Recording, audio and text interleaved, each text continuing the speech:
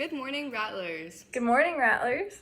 Today is Friday, May 1st. We hope everyone is staying safe at home and on top of all their classwork. Hey Rattlers, this is Jevin here. Don't forget, classes for quarter 4 are online now. Contact your teachers and keep checking Google Classroom. Seniors, no contact curbside cap and gown pickup will occur next Monday, May 11th from 5 to 7 p.m. Cars should enter campus from the student lot and exit campus from the admin lot on the south. You must bring your student ID to pick up your items. And seniors, please be checking your school email. This is where official announcements and important information is being sent. Those picking up PSUSD meals, remember they are only available for pickup 7 to 8:30 a.m. on Wednesdays now. You can either pick them up from the bus stop on student bus routes, or you can visit school sites listed on the PSUSD website. AP students, please keep checking the AP resources on RMHS website and be ready as you can for the upcoming tests. That's it for announcements this week. Make sure to check the RMHS website for all up-to-date info. Thank you, Jevin. Miss Newhouse is cooking up some really good stuff lately. She most definitely is. What is she cooking this week? Let's find out. Here's our newest episode of Easy Eats with Miss Newhouse. Hi, and welcome to the next edition of Easy Eats. Today's recipe is a chicken and rice casserole. Okay, so I already have my ingredients laid out. Be really easy. This is one of the easiest things you will ever do. So the first thing we need to do is we need to turn our oven on. We need to preheat the oven at 350 degrees. So we'll go do that first. There you go. That's the default for mine, so it's even easier. Okay, so what you're going to need is a 9x13 pan. Okay, or as close to this size as you can. If you don't have this exact shape, err maybe on the side of a little bit bigger as opposed to a little bit smaller because the rice will expand.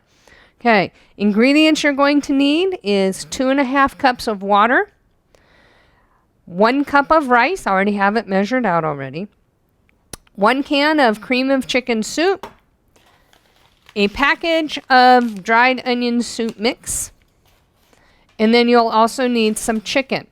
Okay, so the recipe actually calls for 1 cut up chicken, but what you really need are just 4 to 6 pieces of chicken. Use what you have, use what you like. Okay, use what's on sale. That's what I always do. So the first thing we're going to need to do is mix the water, the cream of chicken soup, and the dried onion mix, and you're going to mix it right in the pan. Okay, so we don't need to dirty up any bowls or anything like that. Okay, just set that to a side. Just go gloop.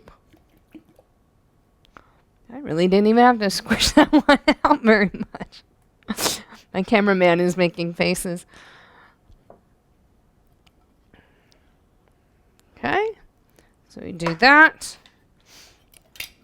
Do our little trick. See, worked this time. Okay, so you're going to want that. Dried onion soup. Okay, no, you guys stay out. And then the water. Okay. And it's easier to mix these ingredients together first before you add the rice in, because otherwise stuff has a tendency to kind of stick to the rice. So it doesn't have to be perfect, but you want to break up the big pieces of the cream of chicken soup.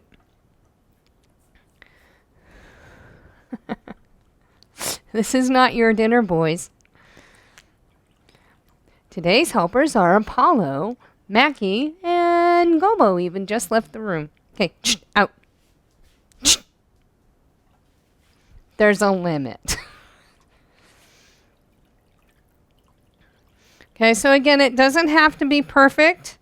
If you're using cold water like I did, it's not going to break the soup down very much. You just want to make sure to get it into smaller chunks so it's not that big thing that came out. Okay, then you're going to put your rice in. Okay, mix that all up also. Just get that nicely distributed. Okay, because what's going to happen is as this cooks, the rice is going to soak up a lot of this liquid and it will plump, and the liquid's pretty much going to go away. Or at least most of it. And then it's going to turn into a marvelous sauce. Then the next thing you need to do is just put your chicken right on top. Okay? Like I said, the original recipe calls for 1 cut up chicken, but, you know, use 4 to 6 pieces of whatever you have. I almost always will have frozen chicken breasts on hand, okay? Because they're nice, they're convenient, and that's what I like to use. So you're just going to put them down. Okay, make it so they fit however is best working for you. So that's 3. Got some little ones. And I got one more kind of big one. Medium-sized one, I guess I would call that. So I'm just going to tuck that in right there. That's the recipe. Doesn't get much easier than this. And the next thing you're going to do is you're going to get some foil, because you're going to want to bake this covered. And stuff falling behind me, you know. There's always got to be something, doesn't it? Okay. So once it's in, I like to go ahead and just run my fingers around the top like that just to help it stick. Okay. Put our dirty dishes in the sink to wash up later. And then get our trash away. And essentially we're just waiting on the oven right now. And there it is. So again, you want your rack about in the middle. You're going to put your casserole covered with foil. Going to put it in the oven. Aim for about the middle. Then you're going to set your timer to begin with. Start it for an hour. Okay, this will need to cook anywhere from an hour to an hour and a half. It depends on whether you're using fresh chicken, frozen chicken, how big your pieces are, things of that nature. So we'll start at 1 hour, and then I'll check it, and if it needs to continue cooking, then we will continue cooking. Ultimately, what you want to do is you just need to cook it long enough for the chicken to be cooked through. And that means you want an internal temperature of about 165. If you don't have a thermometer, that's okay. Just cut a little piece of it and just make sure that it's not still pink on the inside. I found some encouraging quotes that will hopefully resonate or inspire you during this chaotic time. One of the quotes I found is, "You have the power over your mind, not the outside events. Realize this and you will find inner strength." It reminds me that even though I feel like I want to help and I want to fix everything, the best thing I can do is just realize that what's going on outside, I can't control it. So I just have to realize that I just have to breathe through it and just try to help as best as I can by like wearing masks, washing my hands, keeping distance away from people. And yeah, another one I have is the ultimate measure of a man/woman is not where he stands in the moment, he or she stands in the moments of comfort and convenience, but where they stand in the times of challenge and controversy. Reminds me of how people react during chaotic times and how their morals can switch up, and how the stress and anxiety can really mess with a person mentally. And I know that a lot of people are having a hard time during quarantine and having a lot of anxiety, and it just reminds me that it's hard for us, but we just need to relax and breathe through it and just know that we have to just step out of our thoughts and just be aware of what's going on around us instead of being imprisoned by them and by the stress of not knowing what's going to happen next. There's no light without darkness. I think we all know that, and that applies to everyone in life itself. There's going to be tough times, and I know we've never experienced something like this, but it will be a story we'll tell, and we'll go through hardships, but at least we'll be stronger. We need to take this time to reflect on what truly matters, ourselves and our loved ones, and what we have and what we can value and respect. What we're fighting right now in quarantine and everything is faceless, sexless, and it doesn't discriminate. I just think that the power with inner strength and courage, we'll all stick together with it, And sincerely and genuinely, I hope you all are doing okay. And I'll see you guys soon, hopefully. Tonight would have been senior night at the annual spring dance show. The class of 2020 has been an integral part in dance productions over the past 4 years, bringing beautiful performances, interesting choreography, and a strong work ethic to the stage. I want to take this opportunity to highlight all of our graduating seniors that have been involved with dance productions here at Rancho Mirage High School. As I put together this video, I was reminded of all of the truly incredible students that I've had the privilege to work with these past few years. So without any further ado, here is a tribute to the class of 2020 in dance form.